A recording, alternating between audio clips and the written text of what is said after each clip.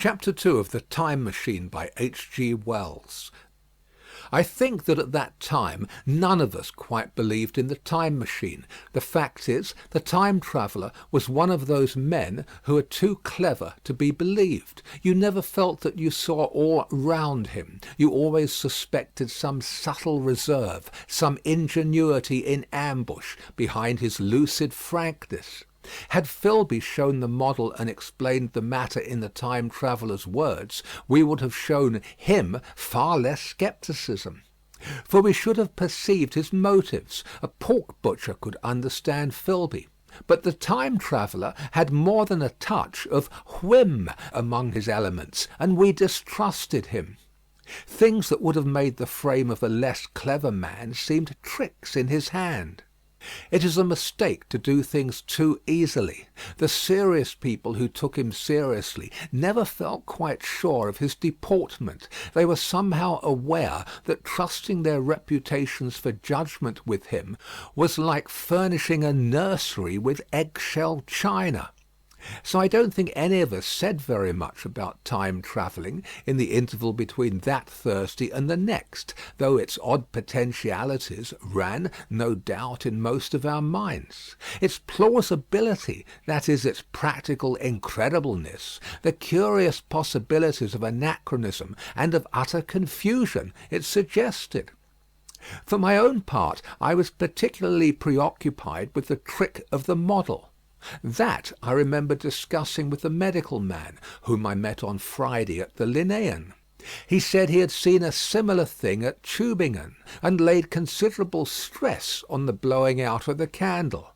But how the trick was done he could not explain.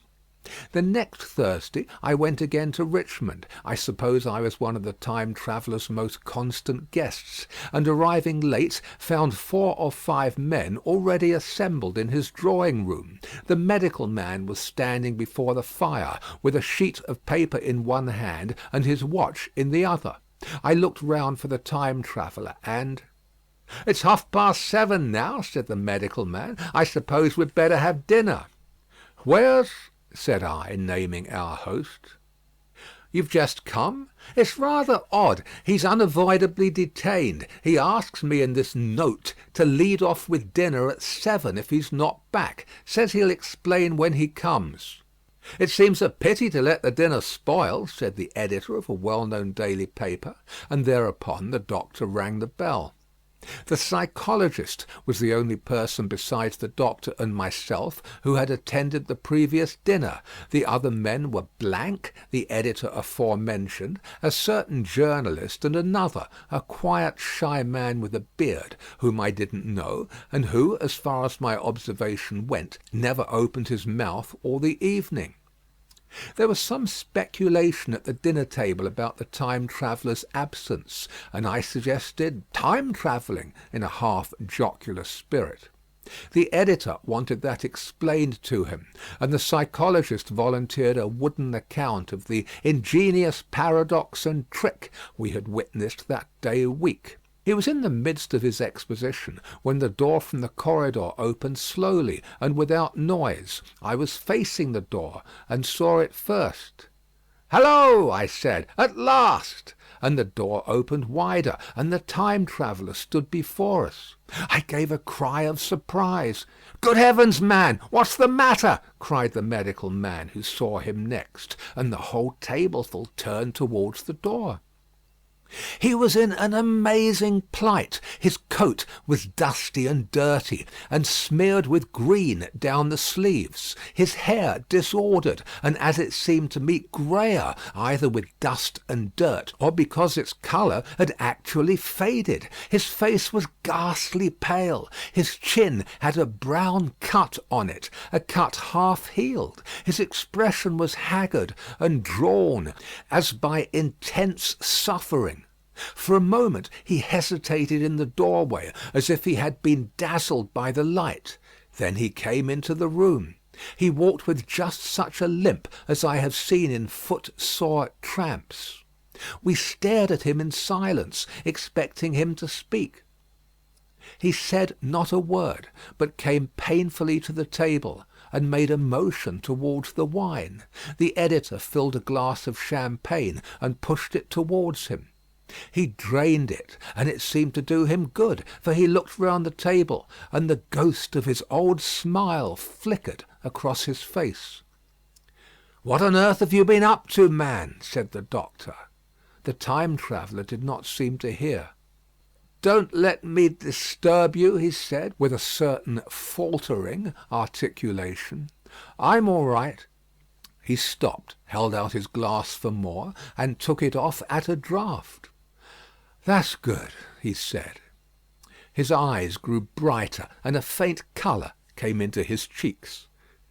His glance flickered over our faces with a certain dull approval, and then went round the warm and comfortable room.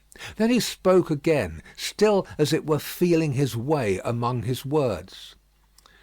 "I'm going to wash and dress, and then I'll come down and explain things. Save me some of that mutton. I'm starving for a bit of meat."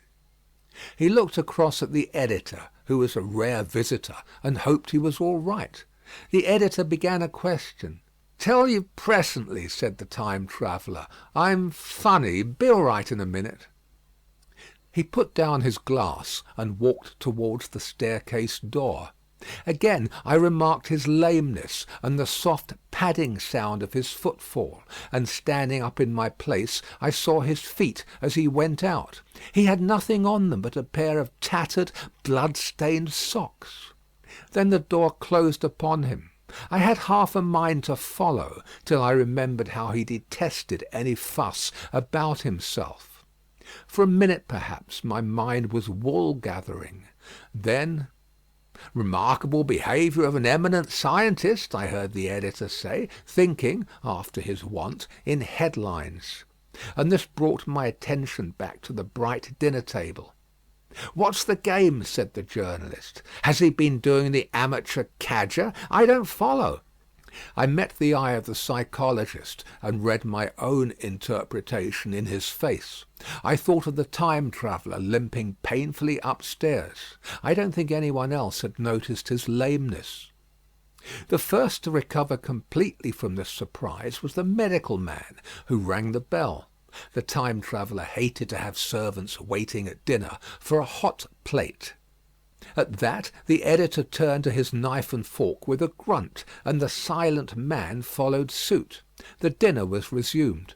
Conversation was exclamatory for a little while, with gaps of wonderment, and then the editor got fervent in his curiosity.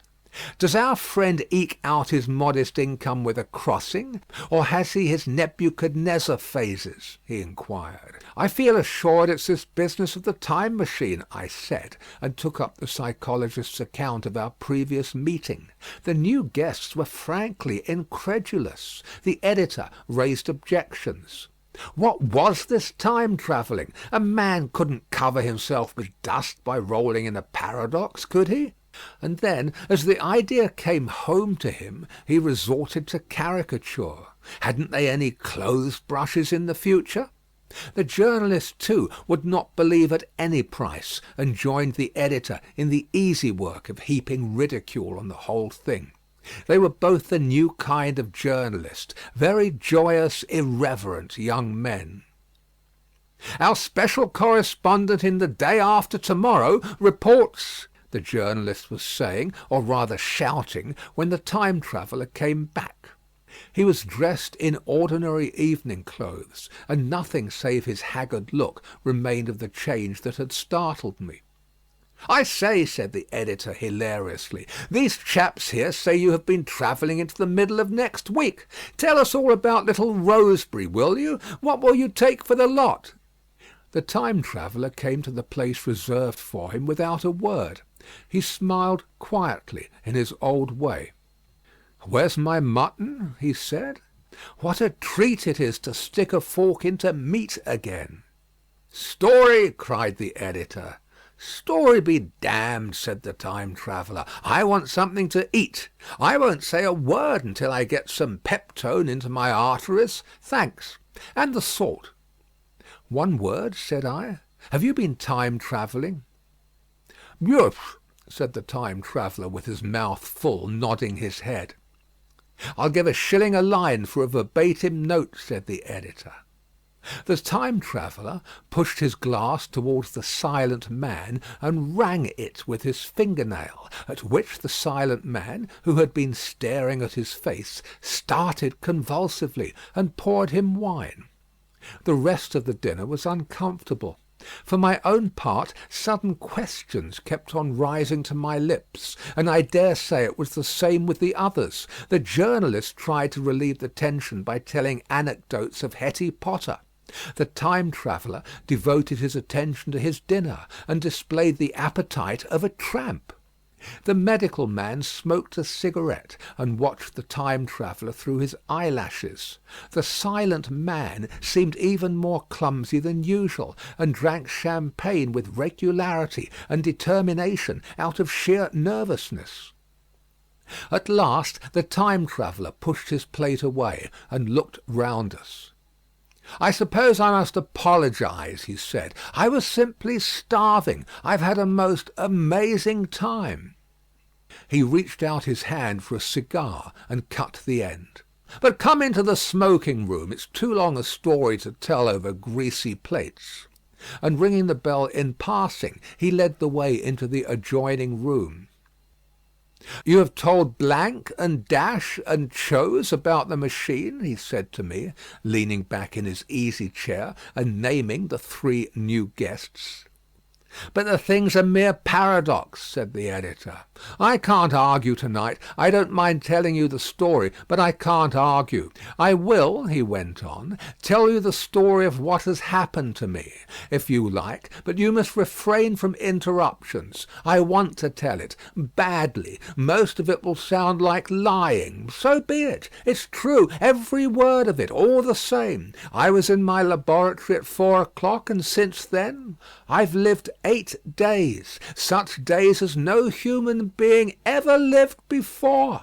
I'm nearly worn out, but I shan't sleep till I've told this thing over to you. Then I shall go to bed. But no interruptions. Is it agreed?" "Agreed," said the editor, and the rest of us echoed, "Agreed." And with that the time traveller began his story as I have set it forth.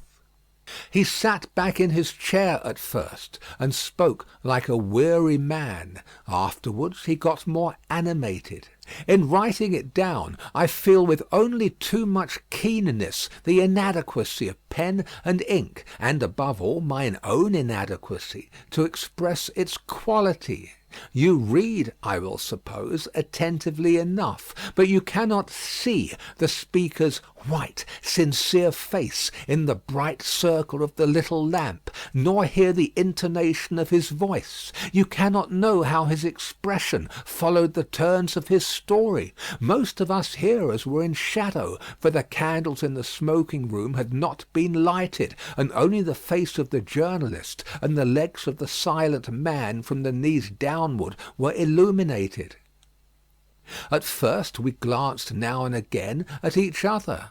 After a time we ceased to do that, and looked only at the time traveller's face. End of chapter 2.